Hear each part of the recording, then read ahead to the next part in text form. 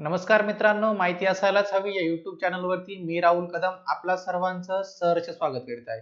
मित्रांनो, आज आपण या व्हिडिओमध्ये जाणून घेणार आहोत की आपण आपल्या शेतामधील किंवा बांधावरील जर झाडे तोडत असू तर आपण नियमांची काळजी घेतली नाही किंवा एखाद्याने आपली जर तक्रार जर केली वन विभागाकडे तर आपल्यावरती शेतकऱ्यावरती झाड तोडल्यामुळे भले ते त्याच्या स्वतःच्या शेतातील असो किंवा बांधावरील झाड असो तर त्याच्यावरती गुन्हा दाखल होऊ शकतो आणि त्याला दंडाची रक्कम ही भरावी लागू शकते. तर या विषयाची आपण सविस्तर माहिती घेणार आहोत की जर आपल्याला आपल्या शेतातील झाड तोडावायचे असेल तर कोणत्या प्रकारची काळजी घ्यावायची आहे आणि ती झाड तोडण्यासाठी परवानगी ही कशी मिळवायची आहे. तर मित्रांनो, आपण माहिती असायलाच हवी या YouTube चॅनलवरती जर पहिल्यांदा आला असाल तर हा YouTube चॅनल नक्की सबस्क्राईब करा, कारण आपण येथे देत असतो विविध कायदेविषयक माहिती, त्यासोबतच विविध ज्या काही सरकारी योजना असतील त्या देण्याचा नक्की प्रयत्न करत असतो. त्यामुळे हा YouTube चॅनल नक्की सबस्क्राईब करा, त्यासोबत शेजारील बेल आयकॉन दाबायलाही विसरू नका मित्रांनो. तर चला सुरू करूया आजचा आपण हा व्हिडिओ. मित्रांनो, झाडतोड करण्या अगोदर शेतकऱ्यांचे कोणते हक्क आणि नियम आहेत आता आपण त्याची माहितीही घेणार आहोत. मित्रांनो, शेतकऱ्यांच्या दृष्टीने स्वतःच्या जमिनीवर असलेल्या झाडावरील हक्क सुद्धा अतिशय महत्वाचा आहे. अनेक वेळा बांधावर असलेल्या झाडामुळे किंवा झाडतोडीमुळे खातेदारामध्ये वादविवाद होताना आपण पाहतो. विशेषतः फळझाडाच्या बाबतीत व लाकडांच्या दृष्टीने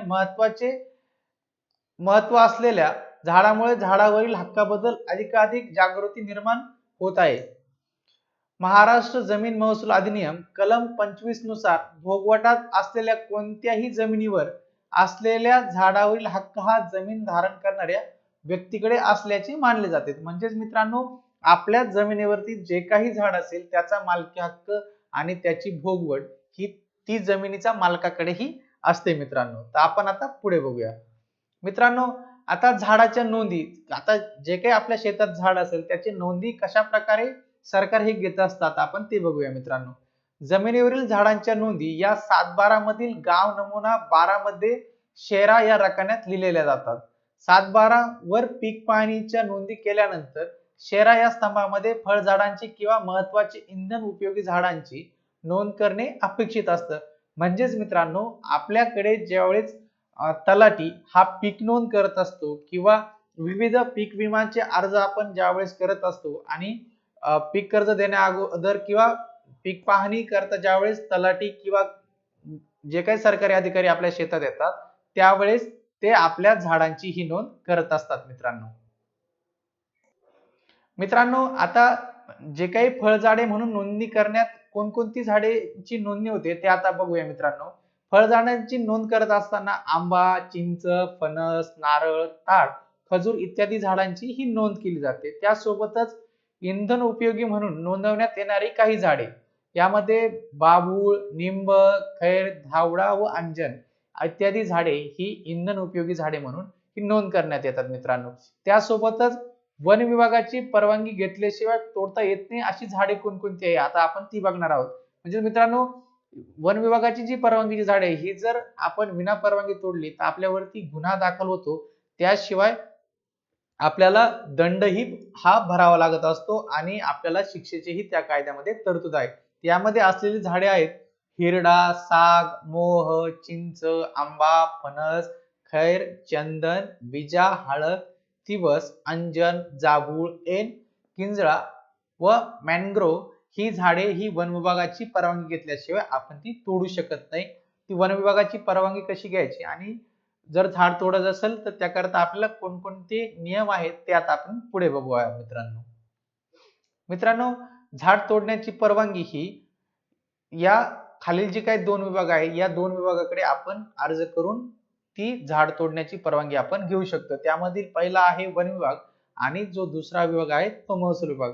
मित्रांनो, आपण माहिती असायलाच हवीचा टेलिग्राम चॅनल हा तयार केला आहे, ज्यावरती आपण विविध कायदेविषयक माहिती असेल, पीडीएफ ची पुस्तके असतील किंवा चर्चा करायची असेल, कोणाची काही प्रश्न उत्तरे असतील तर आपण ते टेलिग्राम चॅनल वरती हे करत असतो. तर आपण तेथे नक्की जॉईन करा. आपल्याला त्याची लिंक या व्हिडिओच्या डिस्क्रिप्शन मध्ये मिळून जाईल. मित्रांनो, आता वन विभागामध्ये बघूया आपण कशा प्रकारे परमिशन ही घ्यायची असते, परवानगी ही मिळवायची असते मित्रांनो. बंदी घालण्यात आलेल्या वर नमूद केलेल्या एकूण 16 झाडांच्या बाबतीत झाडे तोडण्यास वन विभागाकडून परवानगी दिली जाते मित्रांनो. आता महाराष्ट्र राज्यात झाडे तोडण्याचे अधिकार अधिनियम 1966 नुसार परिक्षेत्र वन अधिकारी यांच्याकडे आहेत. अशी झाडे तोडताना शक्यतो खालील परिस्थितीत झाडे तोडण्यास परवानगी दिली जाते. म्हणजेच मित्रांनो, वन विभागाचे जे काही वन अधिकारी असतील यांच्याकडे आपण जी काही वरती सांगितलेली 16 झाडे यांची परवानगी आपण मागू शकतो, पण ती परवानगी देण्या अगोदरही ते काही नियम आहेत ते आपण बघूयात.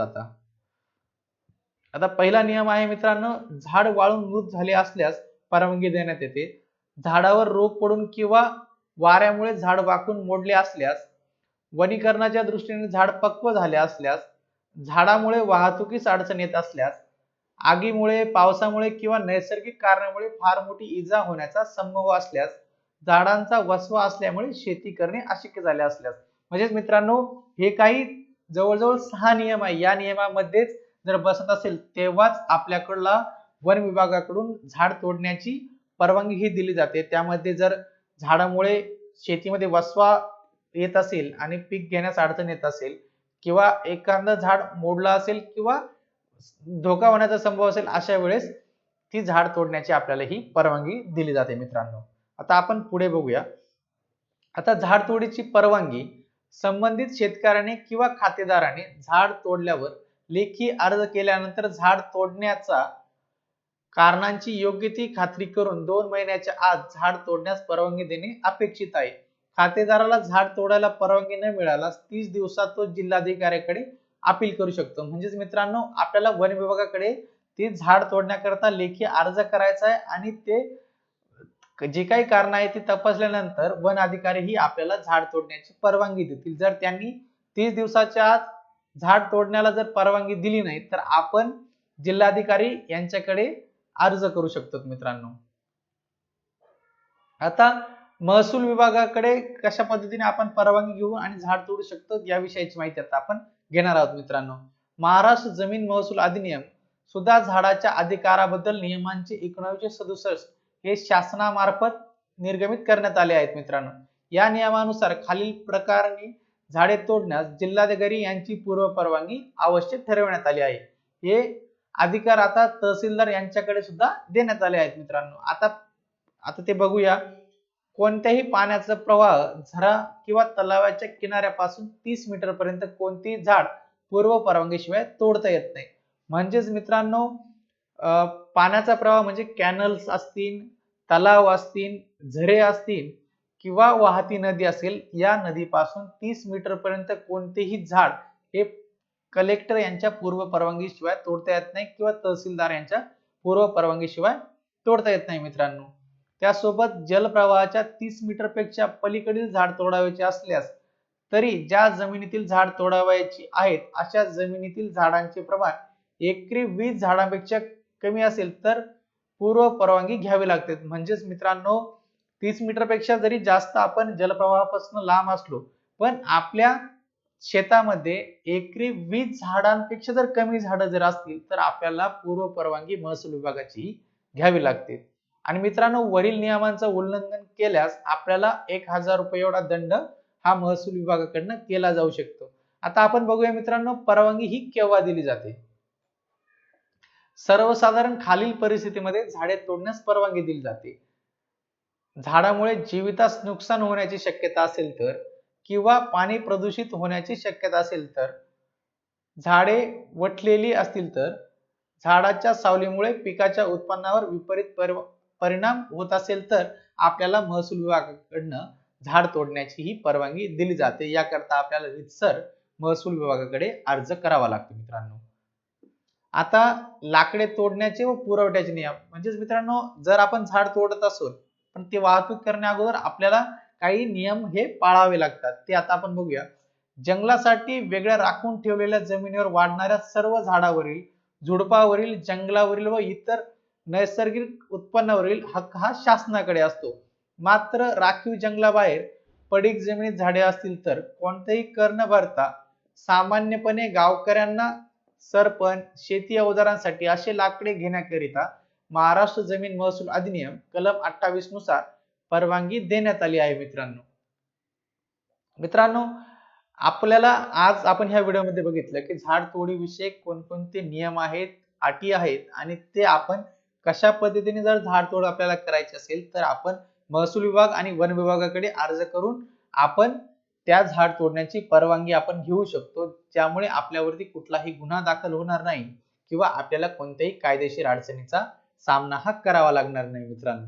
तर मित्रांनो, आपल्याला हा आजचा जर व्हिडिओ आवडला असेल तर आपल्या नक्की कमेंट करून सांगा की आपल्याला हा व्हिडिओ कसा वाटला आणि हा व्हिडिओ लाईक करा आणि आपल्या मित्र परिवाराबरोबर शेअर करायला हे विसरू नका. त्यासोबतच मित्रांनो, आपण माहिती असायलाच हवी या YouTube चॅनलवरती जर पहिल्यांदा आला असाल हा YouTube चॅनल नक्की सबस्क्राईब करा आणि शेजारील बेल आयकॉन ही दाबा. त्यासोबत मित्रांनो, आपण आमच्या नियमित कायदेविषयक माहिती PDF पुस्तके मिळवण्याकरता टेलिग्राम चॅनल जॉईन करायलाही विसरू नका मित्रांनो. धन्यवाद.